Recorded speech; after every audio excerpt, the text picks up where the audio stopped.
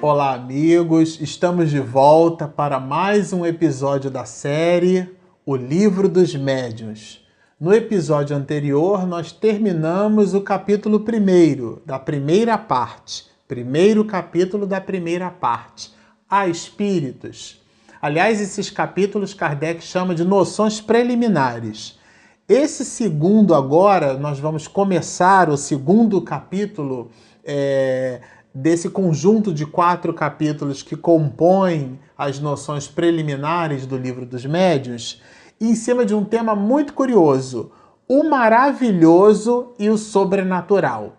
Kardec aporta essas questões como fazendo parte do resultado da reflexão sobre o questionamento a espíritos, né? E a gente vai perceber algumas citações bem curiosas, bem interessantes para o nosso estudo, que foram aportadas aqui nessa obra e que de verdade precisam ser por nós destacadas para o nosso exame, para o nosso estudo. Nós super recomendamos a leitura ou a releitura desse capítulo. Ele traz informações bem interessantes, sobretudo no que diz respeito ao próprio tema, o maravilhoso e o sobrenatural. Então, aqui Kardec, no item 7, né, desse segundo capítulo, ele já nos diz assim: se a crença nos espíritos e em suas manifestações fosse uma concepção isolada, o produto de um sistema poderia, com certa razão,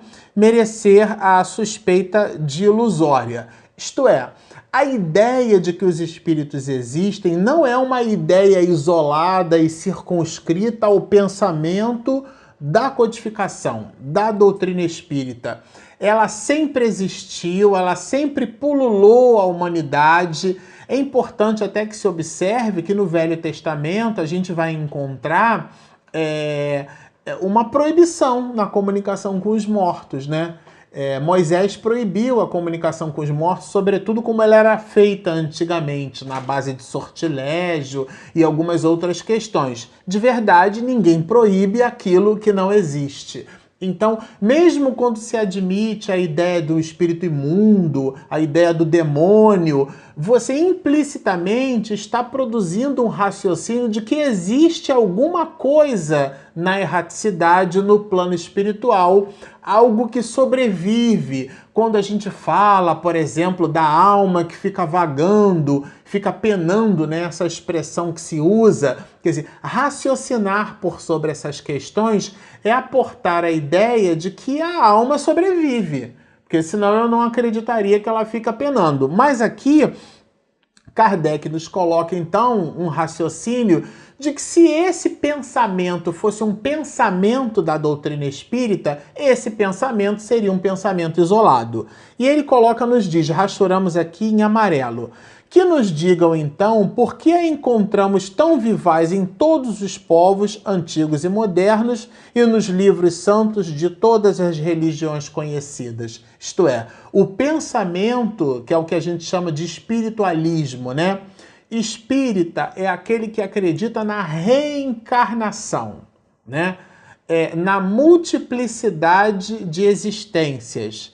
Aquele de nós que acreditamos na multiplicidade das existências, isto é, o espírito é imortal e para adquirir conhecimento, para adquirir virtuosidade, ele precisa de múltiplas experiências em múltiplas existências para, como numa escola, né, ele ir visitando séries distintas e alcançando patamares de evolução.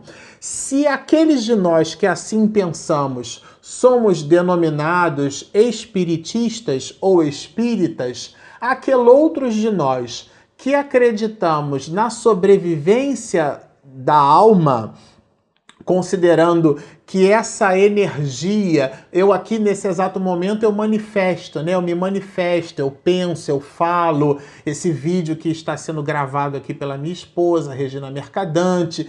Então, todo esse movimento da alma, ele representa o atributo dela mesma, né? O pensamento é o atributo da alma. E acreditar que depois que o corpo de carne se esvai, né, que a disjunção molecular se estabelece, acreditar que há vida, esse pensamento é um pensamento espiritualista. Isto é, nós acreditamos que existe alguma coisa depois da vida, mas não sabemos exatamente o que é. Esse pensamento, ele sempre existiu na história da humanidade. E Kardec coloca aqui para nós: provar então que a existência dos espíritos e suas manifestações são contrárias às leis da natureza, que não é nem pode ser uma dessas leis. Porque o ponto aqui é assim: quando ele abre o capítulo falando do maravilhoso e do sobrenatural, a gente gosta até muito de citar Camille Flammarion, quando ele trabalha esse assunto no livro, por exemplo, Deus da Natureza, né? Ele cita que nada está sobre a natureza, porque a expressão sobrenatural é acima do natural, o natural como substantivo derivado de natureza. Então, sobrenatural, sobre a natureza. E nada está sobre a natureza. Tudo está em a natureza. O que existe, a gente vai perceber aqui no diálogo com Kardec, é que são fenômenos que nós não compreendemos. Como não compreendemos, os colocamos na conta do fantasmagórico, do fantasioso, do sobrenatural, do fantástico, né? E Kardec, então, discorre sobre isso, ao ponto de nos dizer assim: o pensamento é um dos atributos do espírito. Então, quando a gente observa um fenômeno físico, por exemplo, né, dos móveis que se arrastam, barulhos de corrente, quais irmãs Fox, né, nos fenômenos de Hydesville, a gente vai observar muito isso. Por conta do vínculo, elas eram protestantes, chamavam aquela alma que produzia fenômenos físicos de senhor pé rachado, né? Senhor pé rachado, se o senhor está me ouvindo, dá uma batida para sim e duas batidas para não, ou o contrário. E aí o senhor pé rachado, na imagem das meninas, produzia as batidas e a partir dali estabeleceu-se o diálogo. Esse diálogo que se estabeleceu eram respostas inteligentes desse espírito, né? Tem toda uma história por detrás, ele havia sido assassinado, foi enterrado ali próximo, seria objeto de um estudo só para a gente trabalhar esse assunto. Mas o ponto é que a manifestação da alma, a sua inteligência, né, como sendo um dos atributos do espírito, ela se nos apresenta como uma realidade pungente, pulsante, né? Uma realidade que de verdade nos mostra que não há morte, só há vida. E Kardec aporta então o pensamento como sendo um atributo do espírito, porque a forma inteligente como ele responde demonstra que há algo inteligente ali. E ele diz assim, olha só que interessante, né? A gente rachorou aqui em amarelo um apontamento de Kardec sobre essas questões. Que um homem morto e bem morto volte a viver corporalmente, que seus membros dispersos se reúnam para lhe formarem de novo o corpo, isto sim seria maravilhoso, sobrenatural, fantástico. Aqui vale a pena a gente observar o seguinte, ele fala, na verdade, né, Kardec fala de uma derrogação das leis da natureza. Então, no momento em que o corpo, quando a pessoa morre, né, o corpo entra num estado de putrefação, há uma decomposição molecular e, na verdade, os átomos são devolvidos para a atmosfera, para a natureza, reagregá-los, reconstituir esses corpos novamente, seria derrogar processos físico-químicos, leis físicas e químicas, sobretudo biológicas, que nós as conhecemos. Então, isso, diz Kardec, seria, então, sobrenatural. Às vezes acontece que nós produzimos assim pensamentos como se fossem pensamentos sobrenaturais e aquilo se nos apresenta de uma maneira muito simples. No nosso ambiente de trabalho, nós tivemos uma experiência profissional muito interessante.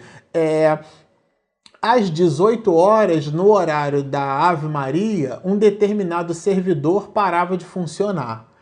E um servidor, né, um computador, ele produzia determinadas rotinas naquele horário, às 18 horas, e parte dessas rotinas, que começavam às vezes às 14, às 15, às 16, um computador trabalhando, realizando determinadas atividades, né?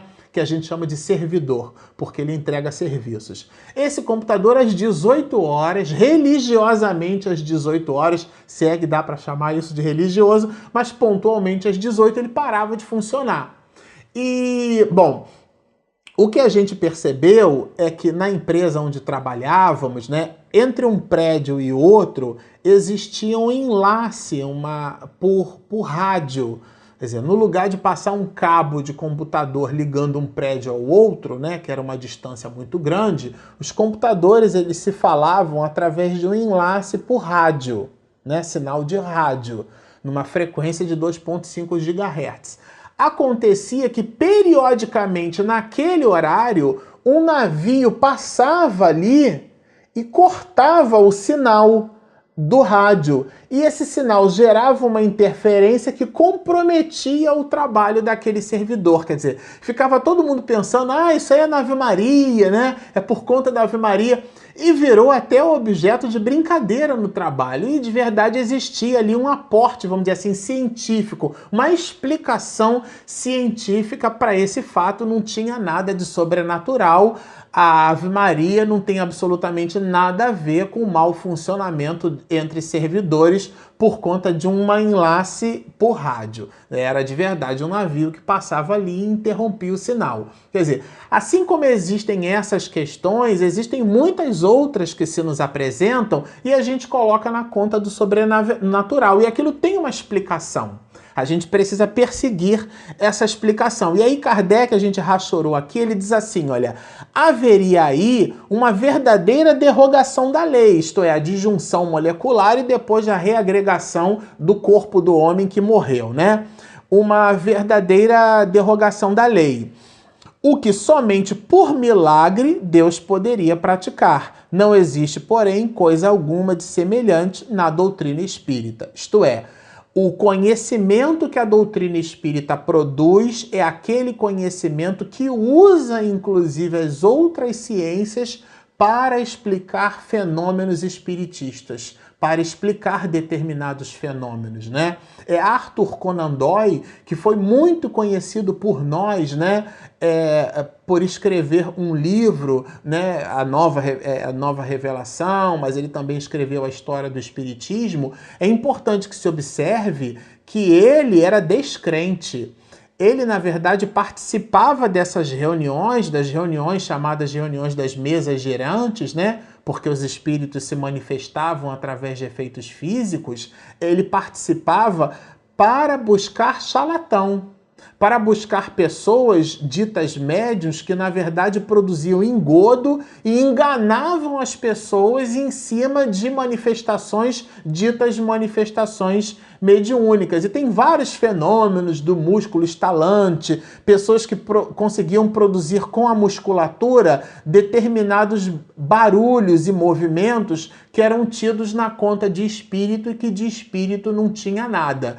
Então a observação aqui que Kardec nos traz no capítulo 2º do Livro dos Médiuns é que a doutrina espírita não possui essas questões como fazendo parte de seus estudos, né? Nós precisamos ter retidão de juízo quando dá análise. E continua no item 8 o codificador. Olha só o que ele diz.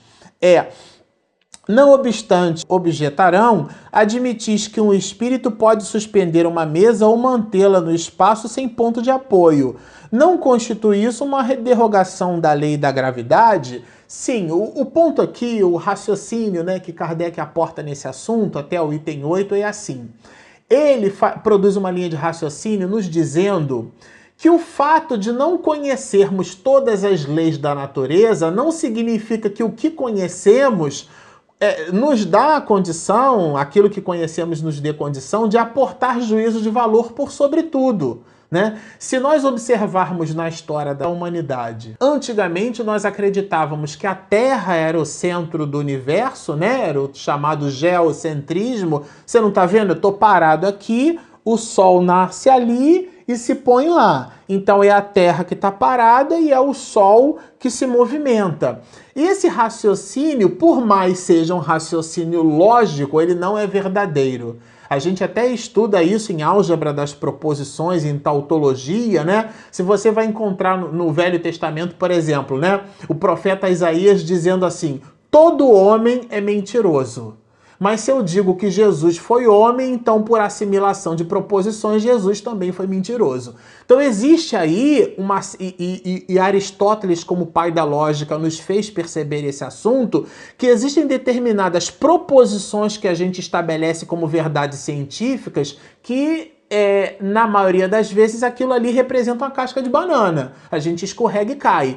Então, na teoria, na proposição do chamado geocentrismo, né, a Terra como sendo o centro do universo, quando Hans Lippershey ele fabrica, ele pega duas lentes, as polariza, né, as coloca num determinado alinhamento e pega objetos e verifica detalhes dos objetos, né? Galileu Galilei, no lugar de apontar para objetos, ele aponta para a abóbada celeste. E ele descobre vários artefatos, descobre que a Lua não era uma esfera perfeita, né? Como a igreja, à época, fazia-nos intenção por aportar, que ela possuía crateras.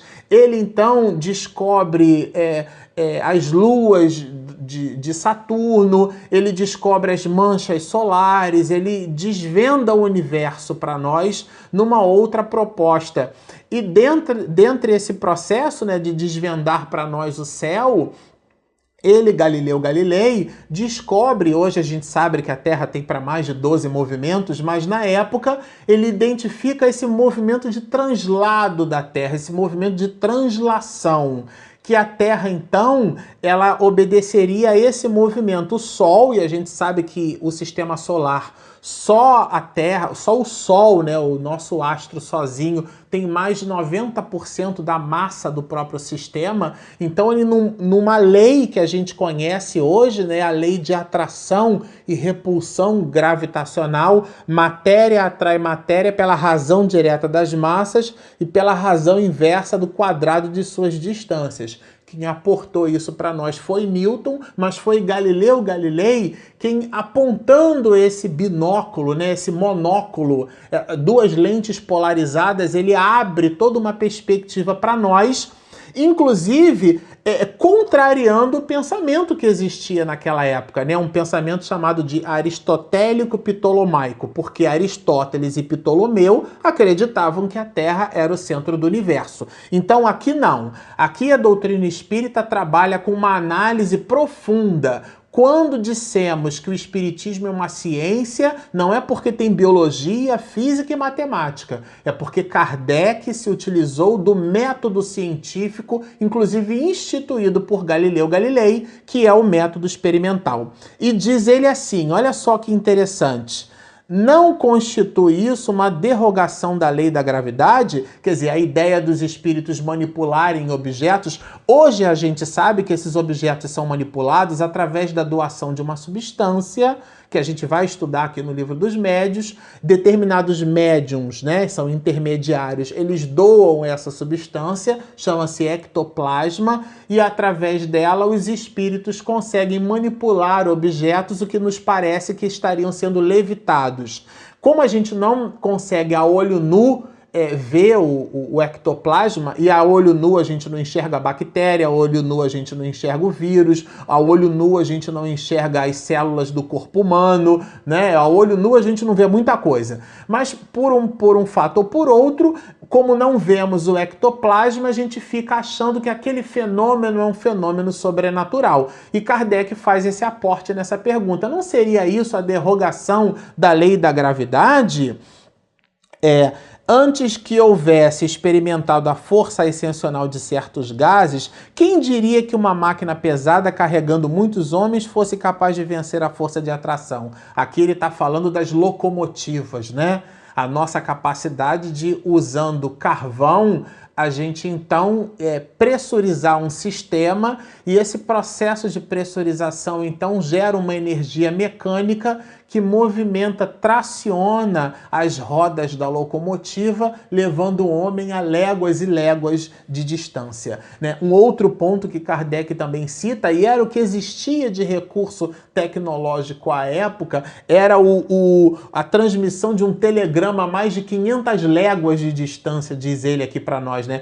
Quem poderia imaginar que com a eletricidade nós seríamos capazes de transmitir informação do ponto a que se transmite? Isso sem considerar os aportes que a internet promove para nós hoje, né? Esse vídeo que vocês estão assistindo, né? O streaming desse vídeo, ele pode partir de qualquer servidor do planeta, sendo hospedado e administrado pela Google através do YouTube. Quer dizer, hoje a gente tem a multiplicidade dos recursos tecnológicos, e isso não fere fenômenos da natureza. Não, não, não. Nós é que estamos descobrindo. Descobrir é tirar o que está coberto, mas aquilo sempre existiu ali.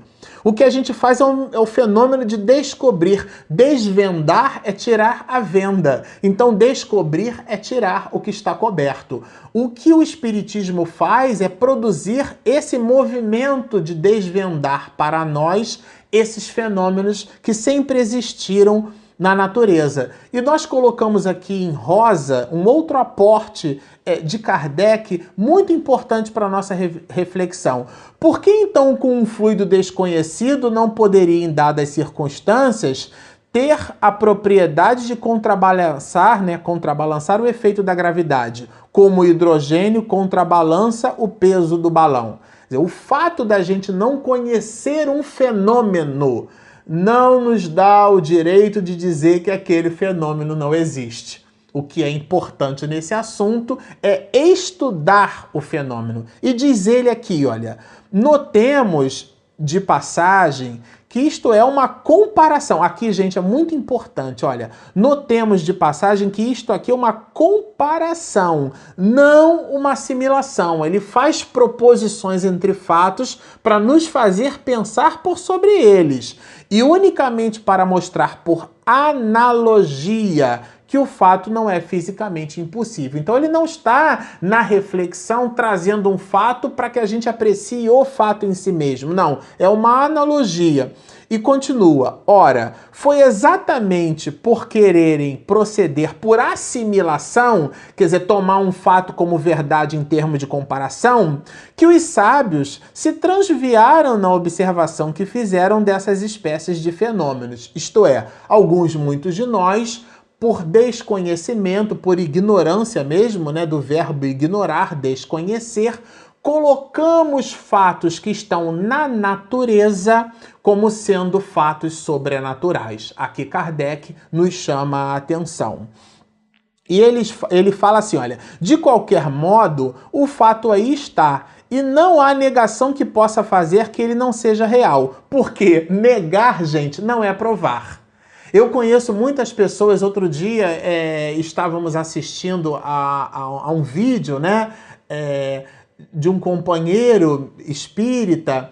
Aliás, esse vídeo nós ajudamos a gravar no ICEB, né, no Instituto de Cultura Espírita do Brasil. Era do Sérgio Felipe, né? O Sérgio Felipe disse assim para nós, né?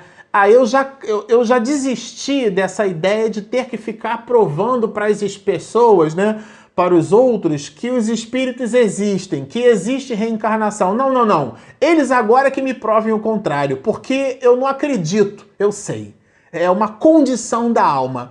Porque quando estamos ali no diálogo com outras pessoas que não professam a nossa fé, de verdade não é importante se aquela pessoa acredita nos espíritos. Não é de verdade importante se aquela pessoa acredita em reencarnação. O que é mais importante nessas questões é o que fazemos com o conhecimento, com a informação que recebemos. Mas isso será objeto de um outro estúdio, num outro episódio. Por enquanto, ficamos por aqui. Agradecemos, precisamos agradecer os comentários que vocês postam, né, as mensagens que vocês colocam para nós, as dicas, a gente lê todas elas, ficamos muito contentes. Nos servem como um instrumento, como incentivo para que a gente continue nesse trabalho. O objetivo dele é estudarmos juntos essas obras, né? Aqui trabalhamos o Livro dos Médiuns, que é a obra que dignifica a mediunidade no planeta. É um trabalho hercúleo de Kardec, deve ser por nós estudado com seriedade, muito embora com alegria. Então continuem postando seus comentários. Se você que está nos assistindo ainda não se inscreveu, inscreva-se aqui embaixo, tem um vermelhinho ali, inscreva-se. Você clica ali, clica com o mouse, você se inscreve, do lado direito tem um sininho, você clica no sininho, então todas as vezes que a minha esposa, Regina Mercadante, postar um vídeo como esse, você receberá a notificação. Então está feito o convite, continuem estudando conosco, sigam o nosso material, os nossos posts e fiquem em paz.